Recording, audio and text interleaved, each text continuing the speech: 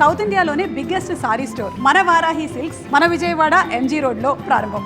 మహిళలకి menstruation leaves అవసరమా? Yes. Period leaves అమ్మాయిలకు అవసరమా?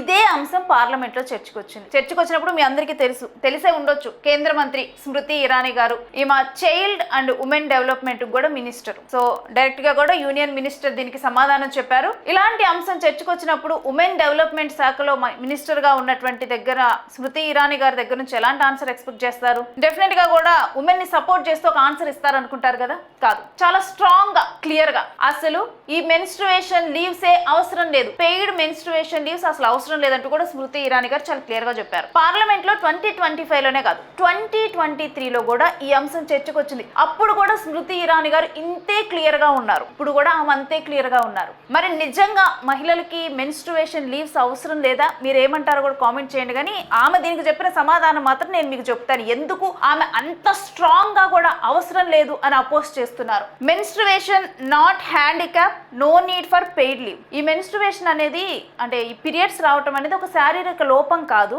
ఇది ఒక అమ్మాయి శరీర ధర్మం, ఆ శరీర ధర్మమే బయాలజీ అని చెప్పి ఆమె చెప్పడం జరిగింది. సరే, ఇప్పుడు పాయింట్ టు పాయింట్ దీనికి 3 పాయింట్స్ హైలైట్ చేస్తున్నారు. ఆ 3 పాయింట్స్ మనం మాట్లాడదాం. మొదటిది ఏంటంటే ఆమె అపోజ్ చేయడానికి కారణం ఇది ఒక శారీరక లోపం కాదు, ఇది అంటే ప్రతి నెల కూడా ఆ శరీర ధర్మం ప్రవృత్తి క్రియ జరిగేదే అని చెప్పి ఆమె చెప్పారు. దీన్ని ఒక మెడికల్ కండిషన్ గా చేసి చూపొద్దు అని కూడా తను చెప్తున్నారు. సరే, ఒకప్పుడు చూద్దాం. ఒకప్పుడు ఇళ్లలో ఉండేవాళ్ళు, ఇప్పుడు మహిళలు చూస్తే గనక మగవాళ్ళతో సమానంగా కూడా బయటకు వచ్చి వర్క్ చేస్తున్నారు. సమానంగా ఇన్ ద సెన్స్ నేను హక్కులు ఇలా మాట్లాడట్లేదు, ఇవన్నీ పక్కన పెట్టేస్తే సమానంగా అంటే ఇప్పుడు ఒక ఆఫీస్కి వెళ్ళి చూస్తే అమ్మాయిలు కూడా అంతే ఈక్వల్ అమౌంట్లోనే వర్క్ చేస్తూ ఉన్నారు. కొంతమందికి ఇది చాయిస్ అయితే మరి కొంతమందికి తప్పనిసరి పరిస్థితి. దీనికి ముఖ్యంగా కూడా 3 పాయింట్స్ మనం డిస్కస్ చేసుకుందాం. అంటే ఎందుకు స్మృతి ఇరానీ గారు ఇంత స్ట్రాంగ్ గా కూడా అపోజ్ చేస్తూ ఉన్నారు? ఒక మహిళ అయ్యుండి పీరియడ్స్ టైంలో ఏ విధంగా ఉంటుంది బాధ అనేది, ఎందుకంటే పీరియడ్స్ టైంలో ప్రతి అమ్మాయి ఒకలా ఉండరు, ఇది డిపెండ్స్ వాళ్ళ బాడీ తత్వాన్ని బట్టి, వాళ్ళ అనేక ఫ్యాక్టర్స్ కూడా డిపెండ్ అయ్యి కూడా వాళ్ళ ఆ టైంలో వాళ్ళు ఉండే మూడ్ స్వింగ్స్ పక్కన పెడితే వాళ్ళు భరించే నొప్పి కానీ ఇవన్నీ చాలా మారుతూ ఉంటాయి. సో దీనికి చెప్తున్న రీజన్ మెన్స్ట్రువేషన్ నాట్ హ్యాండిక్యాప్ అని చెప్తున్నారు. అంటే మన శరీర లోపం కాదు, ఫిజికల్లీ ఛాలెంజింగ్ కాదు, అది ప్రతి నెల కూడా మన అమ్మాయిల్లో జరిగేటువంటి ప్రక్రియ. మహిళల్లో దీన్ని ఒక మెడికల్ కండిషన్ లాగా చూపొద్దు అంటున్నారు. మరి ఇది నిజంగా మెడికల్ కండిషన్ కాదా? ఇది ఒక మెడికల్ కండిషన్ గా ఎందుకు చూడకూడదు? ఎందుకంటే చాలా మంది మీరు మీ వర్క్ లైఫ్ లో కానీ చాలా మందిని మనం మీట్ అవుతాం. ఇక్కడ నేను ఈ వీడియో చేయడానికి ముందర కూడా నా ఆఫీస్లో కూడా నా కొలీగ్స్ ఉన్నారు, అమ్మాయిలు ఉన్నారు, వాళ్ళందరితో కూడా నేను మాట్లాడాను. వాళ్ళు చెప్పింది ఏంటో తెలుసా? జనరల్ గా పీరియడ్స్ పెయిన్ కొంతమందికి చాలా ఎక్కువగా ఉంటుంది. మెంటోఫాస్ దీన్ని కూడా మేము ఎప్పుడు కూడా యూజ్ చేస్తూ ఉంటాం, డాక్టర్స్ వాడొద్దు అని కూడా చెప్తారు. ఒకవేళ కనుక అదే టైంలో నేను ఇంట్లో ఉంటే కనుక ఒక టాబ్లెట్ వేసుకుంటానేమో తట్టుకోలేని నొప్పి వస్తే, కానీ ఆఫీస్లో ఉండటం వల్ల నేను ఎప్పుడు చైర్లో కూర్చొని ఉండాలి, వర్క్ చేస్తూ ఉండాలి, నా వర్క్ డిస్టర్బ్ అవ్వకూడదు, అందరితో ప్లెజెంట్గా మాట్లాడాలి, నా వర్క్ నేను కంప్లీట్ చేయాలి, మినిమం 4 నుంచి 5 టాబ్లెట్స్ నేను ఎప్పటికప్పుడు కూడా వాడుతూ ఉంటాను. అదే ఇంట్లో ఉంటే కొంచెం రిలీఫ్గా నేను కొంచెం బెడ్ మీద రెస్ట్ తీసుకుంటూ ఆ విధంగా ఉంటాను, కాబట్టి నేను టాబ్లెట్స్ వాడాల్సిన అవసరం ఉండదని చెప్పి వాళ్ళు చెప్తున్నారు. అంటే కొంతమందికి ఇది మెడికల్ కండిషన్ కాదా, వాళ్ళు డాక్టర్ దగ్గర నుంచి టాబ్లెట్స్ తెచ్చుకొని వేసుకోవటం లేదా? సో ఫస్ట్ స్టేట్మెంట్ రాంగ్ గానే మనం చూడాలి. అంటే ఏ డెసిషన్ అయినా కానీ ఒక లా చేసే ముందల మెజారిటీ ఆఫ్ పీపుల్ అంటే ఎవరు ఎఫెక్ట్ అవుతున్నారు అన్నదాన్ని కన్సిడర్ చేయాలి, కానీ ఎవరు ఎఫెక్ట్ అవ్వట్లేదు అన్నదాన్ని కన్సిడర్ చేసి లా చేయరు. సో ఇప్పుడు ఈ లా చేయాల్సిన అవసరం ఉందా లేదా అనేది మీరు చెప్పండి. ఇప్పుడు 2వ పాయింట్ డిస్కస్ చేద్దాం. వర్క్ ప్లేస్ లో వర్క్ డిస్టర్బ్ అవుతుంది, ఇలాంటి వాటి వల్ల. ఇప్పుడు ఒక ఇంటర్వ్యూకి వెళ్ళారు ఒక అమ్మాయి ఒక అబ్బాయి వెళ్తే, ఒకవేళ ఇండియాలో గనక ఈ లా చేశారు, డెఫినెట్గా కూడా 1 రోజు 2 రోజులో 3 రోజులో వాళ్ళు ఉన్న కండిషన్ పెట్టి పెయిడ్ లీవ్స్ ఇవ్వాలని ఒక లా చేస్తే, అటువంటి టైంలో ఎవరిని ఎక్కువగా హైర్ చేసుకోవాలని చూస్తారు? అమ్మాయిని హైర్ చేసుకుంటే గనక మళ్ళీ నేను లీవ్స్ ఇవ్వాలి, ఇలాంటి కండిషన్స్ అన్ని కూడా పెరిగిపోతాయి, దానివల్ల నా వర్క్ డిస్టర్బ్ అవుతుంది, అందుకని చెప్పి నేను అబ్బాయిని హైర్ చేసుకుంటాను, ఛాన్సెస్ అంటే ఎక్కువగా కూడా ఆ జాబ్ అబ్బాయికి వచ్చే ఛాన్స్ పెరుగుతుంది. ఈ విధంగా కూడా ఉమెన్ కి మనమే ఆపర్చునిటీస్ ని దూరం చేసిన వాళ్ళం అవుతాం. వర్క్ ప్లేస్ లో కూడా ఉమెన్ని హైర్ చేసుకోవడానికి చాలా మంది భయపడతారు, దీనివల్ల కూడా వాళ్ళకి ఆపర్చునిటీస్ తగ్గిపోతాయి అని చెప్పి భయపడుతున్నారు. మరి ఇది ఒక అపోహలా చూడాలా, నిజంగా చూడాలా? ఎందుకంటే ఇప్పుడు పరిస్థితులు మారిపోయాయి, చాలా మంది బయటకు వచ్చి వర్క్ చేస్తున్నారు. అమ్మాయిలు ఇప్పుడు చూసుకుంటే గనక చాలా మంది బయటకు వచ్చి వర్క్ చేస్తున్నారు. అంటే ఇక్కడ ఒకటి మాట్లాడుకోవాలి, ఓకే మరి అంత నొప్పి ఉన్నప్పుడు మీరు పని చేయకుండా లీవ్స్ తీసుకోవటం, లీవ్స్ కాదు మానేయొచ్చు కదా, జాబ్ ఎందుకు చేయటం, మీ ఇంట్లో వాళ్ళు చేస్తారు కదా, అబ్బాయిలు కానీ మీ ఇంట్లో ఉన్న మగవారు కానీ అనొచ్చు. కొంతమందికి ఇది చాయిస్ అయి ఉండొచ్చు ఉద్యోగం చేయాలా వద్దా అన్నది. మరి కొంతమంది అమ్మాయిలకి డెఫినెట్గా కూడా చేయాల్సిన పరిస్థితి. చాలా మంది వాళ్ళ ఇంట్లో పెద్దలాగా కూడా ఉండి అమ్మాయిలే లీడ్ చేస్తూ ఉన్నారు. సో ఇటువంటి టైంలో డెఫినెట్గా మనం అంటాం కదా, మహిళా సాధికారత, అమ్మాయిలు ఎదగాలి, వాళ్ళ కోసం కొన్ని పథకాలు పెట్టాలి, వాళ్ళు ఎంటర్ప్రెన్యూర్స్గా మారిపోవాలి అని అంటారు. అబ్బాయి శరీరం అమ్మాయి శరీరం తీసుకుంటే ఇది డెఫినెట్గా కూడా ఫిజికల్లీ అమ్మాయి అనేది వీక్గా ఉంటారు. ఎందుకంటే వాళ్ళకు ఉన్నటువంటి ఈ మెన్స్ట్రుయేషన్ కానీ ప్రెగ్నెన్సీ టైం కానీ ఇవన్నీ డెఫినెట్గా కన్సిడర్ చేయాల్సిన అంశాలే. అలా అని చెప్పి నెలలో ఎప్పుడో నెలలో ఒక 2-3 రోజులు బాధపడేదానికి, లేకపోతే లైఫ్లో 1 or 2 times ప్రెగ్నెంట్ అయ్యి వాళ్ళ జీవితం మొత్తం ఉద్యోగం చేయకుండా ఇంట్లో కూర్చోవాలా? వాళ్ళ కళలకి దూరంగా ఉండాలా? మరి మహిళా సాధికారిత అని చెప్పి మహిళల కోసం పథకాలు ప్రవేశపెట్టేవాళ్ళు, మహిళల కోసం రిజర్వేషన్లు ఇచ్చేవాళ్ళు, మరి ఈ అంశంలో ఈ చట్టం తేవాల్సిన అవసరం ఉందా లేదా? ఇది మహిళలకి హెల్ప్ అవుతుందా లేదా? ఎంతమంది ఆడవాళ్ళు పీరియడ్స్ పెయిన్ తట్టుకోలేక, లేకపోతే కాలేజ్ పిల్లలు, స్కూల్ పిల్లలు కూడా పీరియడ్స్ పెయిన్ తట్టుకోలేక ఇంట్లోనే ఉండిపోతున్న సందర్భాలు ఉన్నాయి. సరే అట్లని చెప్పి ఇలా ఒక లా తీసుకొని రాలేదు, ఎందుకు మీరు లీవ్స్ తీసుకోవచ్చు కదా అని అనుకోవచ్చు. కొన్ని సంస్థల్లో ఏంటంటే లీవ్స్ ఇవ్వరు. ఆ టైంలో వాళ్ళు ఎంత నొప్పినైనా అనుభవించనివ్వండి, ప్రతి ఒక్కరు కూడా ఆలోచించరు. అదే లా కనుక ఉంటే డెఫినెట్గా తీసుకోవాలా వద్దా అన్నది ఛాన్స్ ఈఎంఐ చేతుల్లో ఉంటుంది. ఆ టైంలో తనకి నిజంగా అవసరమైతే తీసుకుంటుంది. సరే కొంతమంది అవసరం లేకపోయినా మిస్యూజ్ అవుతుందేమో అనుకోవచ్చు. 2023 నుంచే జపాన్లో కూడా ఈ లా తీసుకొని వచ్చారు. ఒక 1 or 2 days కూడా అక్కడ లీవ్స్ తీసుకోవచ్చు. కాకపోతే ఆ తర్వాత చూస్తే కనుక అక్కడ ఎవరు కూడా ఎక్కువ ఆ లీవ్స్ని ఉపయోగించుకోవట్లేదట, అవసరమైన వాళ్ళే ఉపయోగించుకుంటున్నారు. అండ్ ఇవే కాదు, కొన్ని కంట్రీస్ కూడా ఉన్నాయి, నేను మీకు లాస్ట్లో చెప్తాను. అంటే నిజంగా ఇవి మిస్యూజ్ అవుతాయా ఏంటా అన్నది మీరే అప్పుడు నిర్ణయించుకోవచ్చు. ఇక ఇప్పుడు 3వ రీజన్ చూద్దాం. ఇలాంటి ఒక లా వల్ల జెండర్ బయాస్ పెరుగుతుంది, వర్క్ ప్లేస్ లో ఉమెన్ కి హెరాస్మెంట్ అనేది పెరుగుతుంది. ఇది కూడా ఒక అపోహలాగా చూడాలా లేకపోతే నిజంగా చూడాలా? ఇప్పుడు మన కంట్రీస్ లో మన టీవీ ఆన్ చేస్తే దాంట్లో శానిటరీ నాప్కిన్ యాడ్స్ ఇవన్నీ వస్తాయి. పీరియడ్స్ అనే విషయం ప్రతి ఒక్కరికి తెలిసిందే. చాలా ఇప్పుడు చూసుకుంటే కనుక సోషల్ మీడియాలో దీని గురించి మాట్లాడుతున్నారు. ప్రతి ఒక్కరు కూడా ఎవరు దీని గురించి గోప్యత అనేది పాటించడం లేదు. ఎందుకంటే ఇది నార్మల్ గా జరిగే న్యాచురల్ థింగ్. దీని గురించి గోప్యత పాటించాల్సిన అవసరం లేదు. మరొకటి ఏంటంటే దీని గురించి ఇంకా ఎడ్యుకేట్ చేయాలి.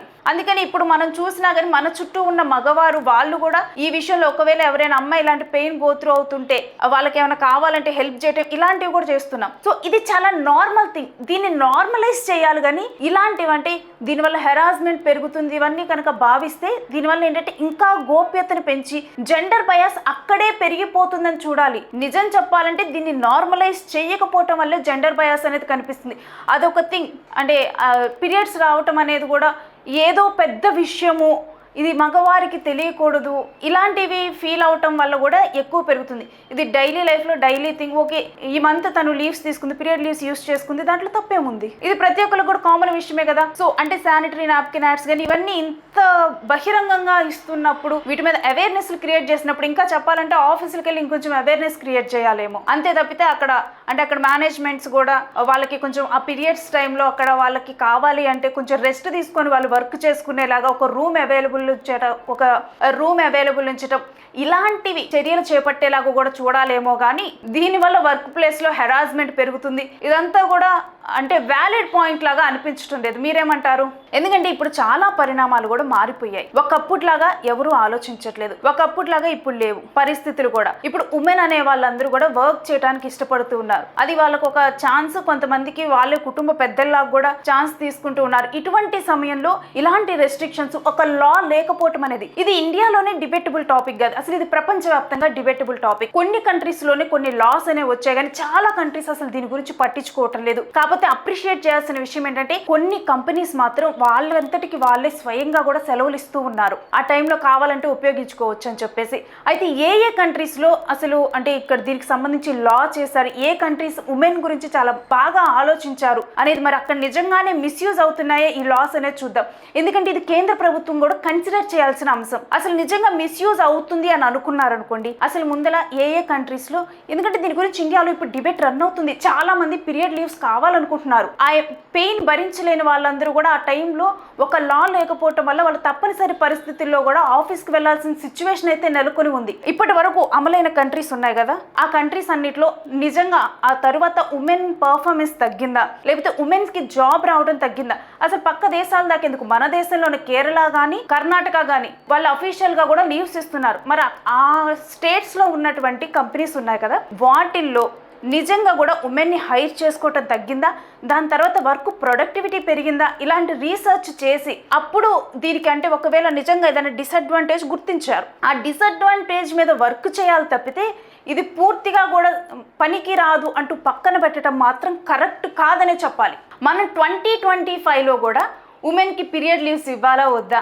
వాళ్ళ నొప్పి వాళ్ళదే, వాళ్ళ బాధ వాళ్ళదే, అందరికి అవసరం లేదు కదా, అందుకని చెప్పేసి సరే దీని గురించి బాధపడని వాళ్ళని కన్సిడర్ చేసి మనం ఒక లా చేయొద్దు, వాళ్ళ బాధ వాళ్ళ పడదాం.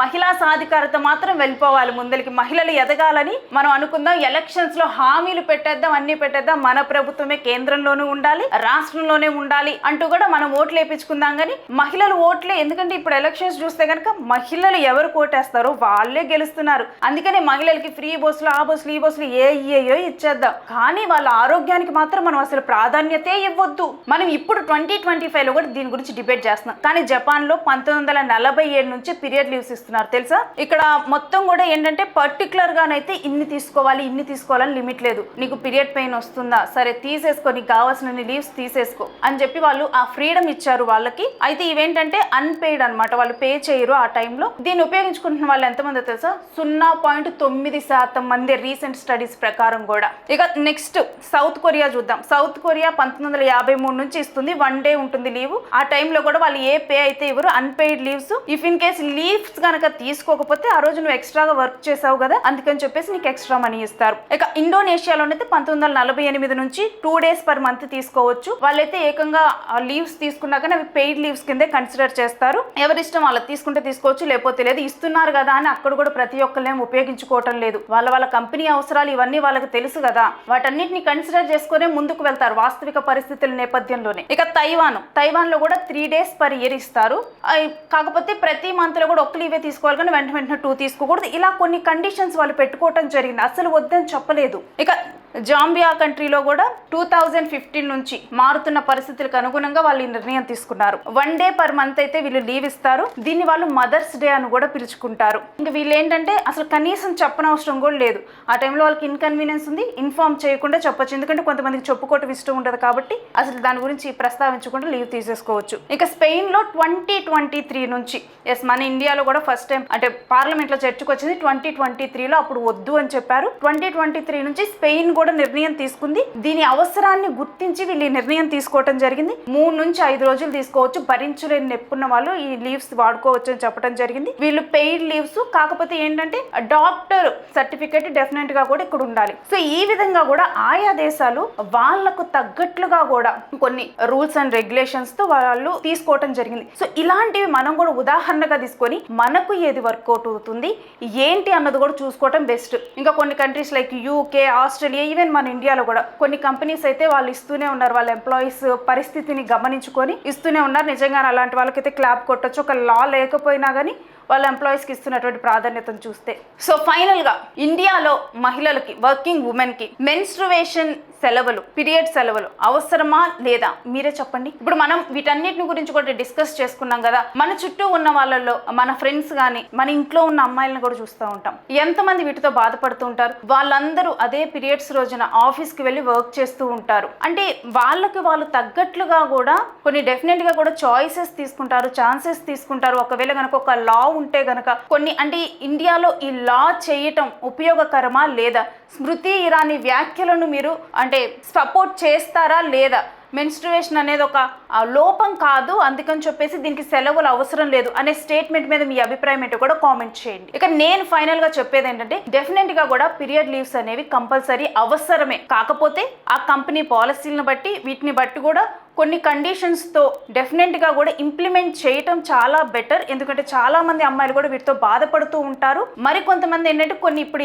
ఆల్రెడీ కూడా మనం డిస్కస్ చేసేవి మెడికల్ కండిషన్ కాదు, అది ఇది అవన్నీ కూడా కరెక్ట్ కాదు. ఎప్పుడైనా కానీ ఒక బాధితుడిని నువ్వు ఉదాహరణగా తీసుకొని ఒక చట్టాన్ని చేయాలి తప్పితే దాంట్లో బాధితుడు కానివాడు అంటే పీరియడ్స్ వల్ల బాధితులు కాని వాళ్ళు అంటే వాళ్ళకి నొప్పి రాదు, వాళ్ళకి చాలా నార్మల్ డేగా ఉంటుంది. మరి కొంతమందికి అది నిజంగానే అసలు ఆ రోజే నేను చనిపోతానా అన్నంత బాధగా కూడా ఉంటుంది కొంతమంది అమ్మాయిలకి. అలాంటి వాళ్ళని కన్సిడర్ చేసుకొని ఈ లా చేయాలి. మీరేమంటారో కామెంట్ బిలో.